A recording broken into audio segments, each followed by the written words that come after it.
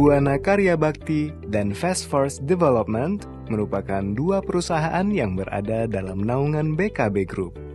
Berlokasi di Kecamatan Satui, Kabupaten Tanah Bumbu, Kalimantan Selatan, grup perusahaan ini mengelola perkebunan sawit seluas 16.000 hektar, terdiri dari 7.000 hektar perkebunan inti dan 9.000 hektar plasma. Di perkebunan tersebut, Siska Ranch melakukan integrasi sawit sapi dengan lahan nursery seluas 73,42 hektar serta lahan grazing seluas 5.135 hektar. Komposisi populasi sapi saat ini terdiri dari sapi breeding atau pembiakan, sapi rearing atau pembesaran, serta sapi fattening atau penggemukan. Dalam Siska atau sistem integrasi sapi kelapa sawit, gulma yang tumbuh di lahan perkebunan sawit dan harus dibersihkan berpotensi untuk dimanfaatkan sebagai sumber pakan hijauan murah untuk usaha pembiakan sapi dengan cara digembalakan. Sistem ini telah diimplementasikan di beberapa perkebunan sawit dan menunjukkan prospek bisnis yang menjanjikan seperti yang dilakukan PT Buana Karya Bakti di perkebunan sawit PT Fast Forest Development di Tanah Bumbu, Kalimantan Selatan. Model integrasi sawit sapi memiliki 4 kegiatan utama, yakni manajemen ternak, manajemen pastura, human resources dan propertinya, serta sinkronisasi dengan aktivitas agronomi, khususnya menyangkut penyemprotan dan pemupukan.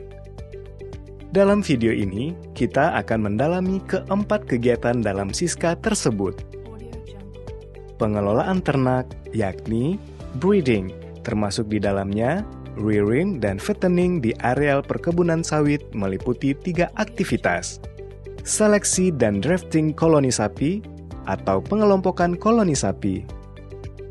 Moving koloni sapi atau memindahkan koloni sapi, serta pengelolaan perkawinan dan reproduksi. Seleksi sapi dilakukan di cattle yards dengan alat bantu kandang jepit atau cattle crush. Pada saat drafting, juga dilakukan aktivitas pemeriksaan kesehatan, pemasangan anting telinga atau ear tag, atau RFID, tattoo brand atau cap bakar, serta dehorning. Pencatatan data seleksi atau recording dilakukan untuk memudahkan analisis status ternak dan pengambilan keputusan.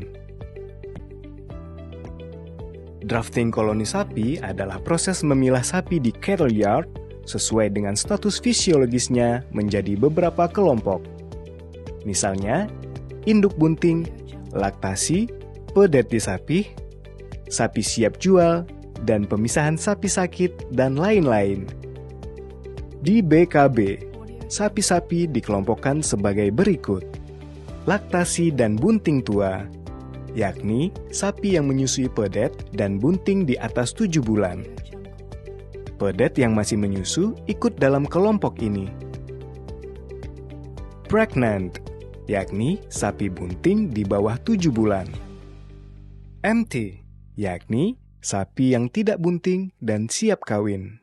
Weaner, yakni sapi lepas sapi berumur di atas 3 bulan atau memiliki berat di 100 hingga 150 kg. Grower, yakni sapi yang dalam masa pertumbuhan dengan umur di atas 6 bulan atau yang memiliki berat 150 hingga 180 kg sampai siap digemukkan.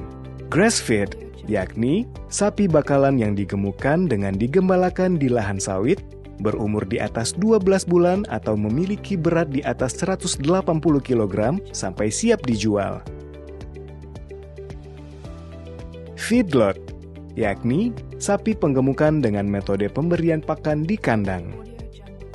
Recovery, yakni sapi yang memerlukan penanganan khusus karena sakit atau perlu menjalani pemulihan kondisi. Setelah dikelompokkan, setiap koloni digembalakan di blok sawit menurut kelompoknya dan dijaga oleh 1 orang stockman. Setiap blok dipasang portable electric fence agar sapi tidak keluar dari areal pengembalaan di blok itu. Sapi yang sakit diobati dan dirawat di areal nursery dan masuk ke dalam koloni recovery. Namun begitu, ada kalanya ada sapi yang sakit ketika berada di area grazing. Untuk itu, stockman harus menguasai teknik-teknik mengenali sapi yang sakit serta cara-cara pengobatan di area grazing. Untuk mengobati sapi sakit di lahan pengembalaan, sapi digiring dan ditangkap dengan alat bantu portable yard untuk memudahkan pengobatannya. Moving koloni sapi adalah proses pemindahan sapi dari satu pedok ke pedok lain. Sapi dipindahkan dengan cara dipanggil oleh stockman. Karena sudah terlatih, maka sapi akan berjalan antri pindah ke pedok atau blok sawit baru. Pemindahan koloni sapi ini dilakukan setiap hari di pagi hari. Pada saat sapi pindah pedok, dilakukan proses pemeriksaan kesehatan dan penyemprotan obat anti parasit dengan alat bantu portable yards. Ketika sapi antri pindah pedok, dilakukan kegiatan penghitungan oleh stockman untuk memastikan bahwa semua sapi berhasil pindah pedok dan tidak ada yang tertinggal. Untuk proses reproduksi, hal-hal yang perlu dikuasai meliputi cara kawin alam, cara memilih pejantan, rasio sapi jantan betina, serta mengelola sapi beranak di grazing area. Pengelolaan pastura meliputi beberapa aktivitas, yaitu sistem grazing atau sistem pengembalaan dengan memanfaatkan blok-blok kebun sawit sebagai areal pastura. Perbaikan pastura atau pengelolaan pastura terkait dengan infrastruktur areal pastura dan peningkatan kualitas tanaman pakan melalui kontrol jenis tanaman dan introduksi tanaman berkualitas. Serta kontrol nutrisi, yaitu pengawasan terhadap kecukupan pakan secara jumlah dan nutrisi. Sistem grazing adalah proses pemanfaatan areal kebun sawit sebagai areal pengembalaan dan menjadikan rumput yang ada di bawah pohon sawit sebagai sumber pakan atau pastura. Aktivitas-aktivitas dalam sistem grazing meliputi 1. Survei pastura, yakni survei penghitungan potensi pastura dengan pengumpulan sampel biomas di pedok yang akan digembala atau before grazing dan di pedok yang sudah digembala atau after grazing. 2. Bongkar pasang electric fence. Ini dilakukan secara manual.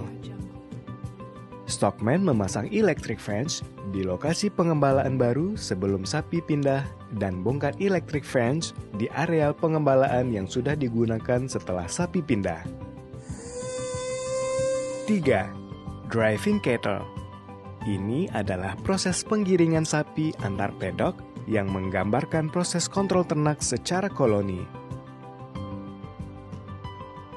Perbaikan pastura adalah aktivitas pengembangan pastura di areal grazing dengan penanaman rumput atau legum dengan produktivitas dan kualitas yang lebih baik daripada rumput alam. Aktivitas perbaikan pastura meliputi aktivitas persemaian bibit rumput atau legum, penanaman rumput tahan naungan dan leguminosa cover crops di areal bawah pohon sawit, penanaman leguminosa pohon indigofera di sepanjang pinggiran collection road, penanaman rumput dan legum di area eks tambang atau area terbuka lainnya, dengan tanaman dengan produktivitas hijauan tinggi dan kandungan protein tinggi, proses pruning dan sapi makan daun sawit di areal grazing. Salah satu aktivitas kontrol nutrisi adalah proses pemberian pakan tambahan, mineral, dan air minum di areal-areal grazing. Aktivitas-aktivitas dalam kontrol nutrisi meliputi proses pencampuran pakan konsentrat dilakukan di gudang pakan. Proses produksi pakan hijauan atau silase dilakukan dengan mesin chopper. Mencampur dan menyimpan pakan uang diawetkan secara kedap udara. proses distribusi ke lokasi-lokasi pengembalaan sapi dengan menggunakan mobil pick-up. Proses pemberian suplemen air minum di lokasi grazing dengan mengalirkan air dari unit tangki ke drum-drum serta menambahkan molasses pada air minum. Para pegawai disebut stockman harus memiliki passion khusus sebagai the real cowboy karena mengelola produksi makhluk hidup yang bergerak dan sangat dinamis di areal penggembalaan. Dedikasi stockman dalam bekerja didasarkan pada nilai-nilai integritas, kemandirian, tanggung jawab, inovatif, kebersamaan, serta komitmen. Perusahaan-perusahaan yang menerapkan Siska perlu secara berkala meningkatkan kapasitas stockman, khususnya agar mampu mencintai sapi. Dengan begitu, mereka akan dapat merawat sapi-sapi dengan baik.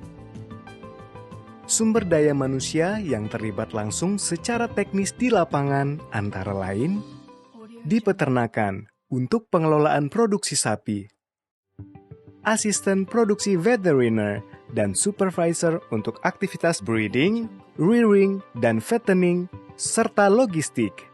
Di perkebunan untuk pengelolaan produksi pastura, asisten perawatan kebun, atau disebut juga upkeep plantation. Sinkronisasi. Hal lain yang krusial dalam Siska adalah sinergitas perkebunan peternakan. Sinkronisasi kegiatan-kegiatan agronomi dengan kegiatan-kegiatan peternakan meliputi penjadwalan rotasi grazing, utamanya pada sinkronisasi kegiatan pruning, khususnya di saat musim kemarau yang dilakukan 1 hari sebelum sapi masuk blok grazing untuk menambah ketersediaan hijauan dari daun sawit yang sengaja dipangkas dalam rangka perawatan. Lalu, sinkronisasi kegiatan aplikasi pemupukan, herbisida, dan insektisida yang dilakukan 1 hari setelah sapi keluar dari blok grazing atau 30 hari sebelum sapi masuk blok grazing. Hal ini bertujuan mengurangi resiko sapi mengalami keracunan akibat aplikasi agrochemical di kebun sawit. Kegiatan panen bisa dilakukan bersamaan dengan kegiatan grazing di blok yang sama. Demikian gambaran umum tata kelola praktek pembiakan dan penggembalaan sapi dengan model Siska, sebagaimana dilaksanakan di PT Buana Karya Bakti dan PT Fast Force Development. Semoga setelah menyaksikan video ini, Bapak dan Ibu dapat menerapkan serta mempraktekkan model Siska sesuai dengan kondisi lokasi setempat, serta mendapatkan keuntungan bisnis sebagaimana diharapkan.